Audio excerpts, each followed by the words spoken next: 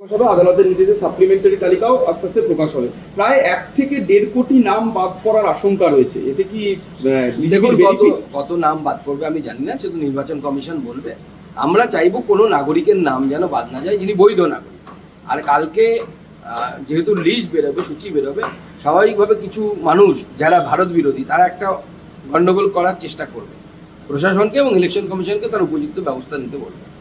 ইতিমধ্যে কেন্দ্রীয় বাহিনী চলে আসছে আজকে, তাহলে সেক্ষেত্রে যেহেতু অশান্তির আঁচ করছেন আপনারা সকলেই, সেহেতু এই কেন্দ্রীয় বাহিনী আসতে অনেকটাই সুবিধা হবে। দেখুন কেন্দ্রীয় বাহিনীকে ব্যবহার কিভাবে করবে তার উপর নির্ভর করছে।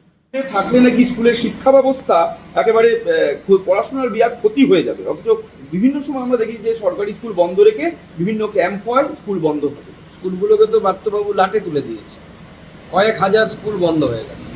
কয়েক হাজার স্কুলে এখনো 5 জন শিক্ষক 3 জন বাচ্চা, কেউ সরকারি স্কুলে পড়তে আসে না। লোকের বাড়িতে যারা কাজ করছে, খুব সামান্য রোজগার করছে, তারাও গ্রামে গঞ্জে গজি ব্যাঙের ছাতার মতো গজিয়ে ওঠা ইংলিশ মিডিয়াম স্কুলে নিজেদের বাচ্চাদেরকে পেট কেটে ভর্তি করছে, সেখানে পড়াচ্ছে। এবং স্কুল কলেজ বিশ্ববিদ্যালয় সব জায়গাতেই ব্রাত্যবাবু এবং তার তৃণমূল কংগ্রেসের দলবল যে হোলিগানিজম শুরু করেছে, তারপর শিক্ষা নিয়ে আর বর্তমান শিক্ষামন্ত্রীর মুখ খোলা উচিত নয়।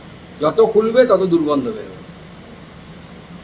আমরা দেখলাম যে গতকাল ফাঁসি দেওয়াতে আদিবাসী মহিলাকে মারধর, তার প্রতিবাদে আদিবাসীদেরকে পুলিশ রীতিমতো পেটল। গত 15 বছর ধরে মমতা ব্যানার্জির শাসনকালে আমরা দেখলাম যে আদিবাসীরা বরাবর অপমানিত। দেখুন দুটো ঘটনা প্রমাণ করছে যে দুটো সম্প্রদায়ের প্রতি মমতা বন্দ্যোপাধ্যায় সরকারের অ্যাপ্রোচ কি।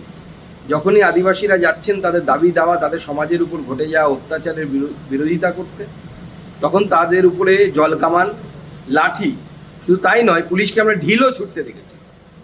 আর দেখুন দাঙ্গা যখন হচ্ছে, সংখ্যালঘু সমাজের লোকেরা যখন বেলডাঙ্গা হোক বা কখনো অন্য কোনো জায়গায় ন্যাশনাল হাইওয়ের উপর দাঁড়িয়ে সাংবাদিককে হেনস্থা করা থেকে শুরু করে এমন কোনো কিছু বাদ নেই, করছে না, আগুন জ্বালিয়ে রাখছে, রাজ্য সরকার কিন্তু চুপ। রাজ্য সরকারের পুলিশ পাশে দাঁড়িয়ে দেখছে, দেখার মতো। বাহ কি সুন্দর দৃশ্য। এটাই হচ্ছে বাস্তবিকতা।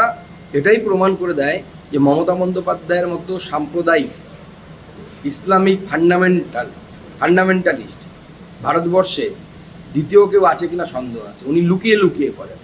অন্যান্যরা যারা বোম ফাটায়, যারা জেহাদি, তারা ডাইরেক্ট বলে, ক্যামেরার সামনে বলে। আর মমতা বন্দ্যোপাধ্যায় লুকিয়ে লুকিয়ে ফান্ডামেন্টালিজমের কাজ করে, ইসলামিক ফান্ডামেন্টালিজম। ন্যায্য বকেয়ার দাবিতে আবার আশাকর্মীরা পথে, স্বাস্থ্য ভবন অভিযান রয়েছে। তার আগেই একেবারে লোহার ব্যারিকেড দিয়ে একেবারে দুর্গ তৈরি করে দেওয়া হলো স্বাস্থ্য ভবনের সঙ্গে। এখন স্বাস্থ্য ভবন বাস্তিল দুর্গে পরিণত হয়েছে। আর এই বাস্তিল দুর্গের পতন বাংলার জনগণ করবে। আশার দিদিদেরকে আমরা আমি পরিষ্কার বলছি, আপনারা অপেক্ষা করুন, সকলে মিলে একত্রিত হন, ভারতীয় জনতা পার্টির সরকার গঠন করুন 26-এ। আপনাদের সুখ দুঃখের খবর, সুখ দুঃখের সুরা ভারতীয় জনতা পার্টির সরকার। পার্শ্ব শিক্ষকরা আবার আজকে বিকাশ ভবন অভিযান চালাচ্ছে। পার্শ্ব শিক্ষকদেরও একই অবস্থায়, সংসার চালাতে পারছে না, ছেলে মেয়ে অসুস্থ হয়ে গেলে তাদের চিকিৎসা করতে পারছে না, পরিবারের চিকিৎসা করার পয়সা নেই।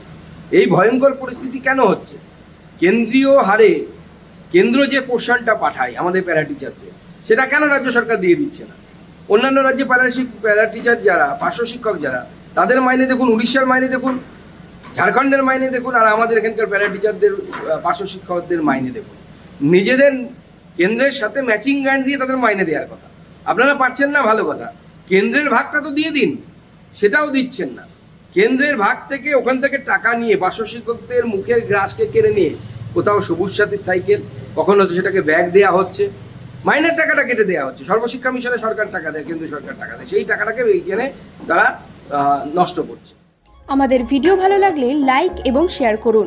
কমেন্ট সেকশনে গিয়ে জানান আপনাদের মতামত। আরও ভিডিও পেতে আমাদের চ্যানেল সাবস্ক্রাইব করুন এবং প্রতি মুহূর্তে খবরের আপডেট পেতে প্রেস করুন বেল আইকন।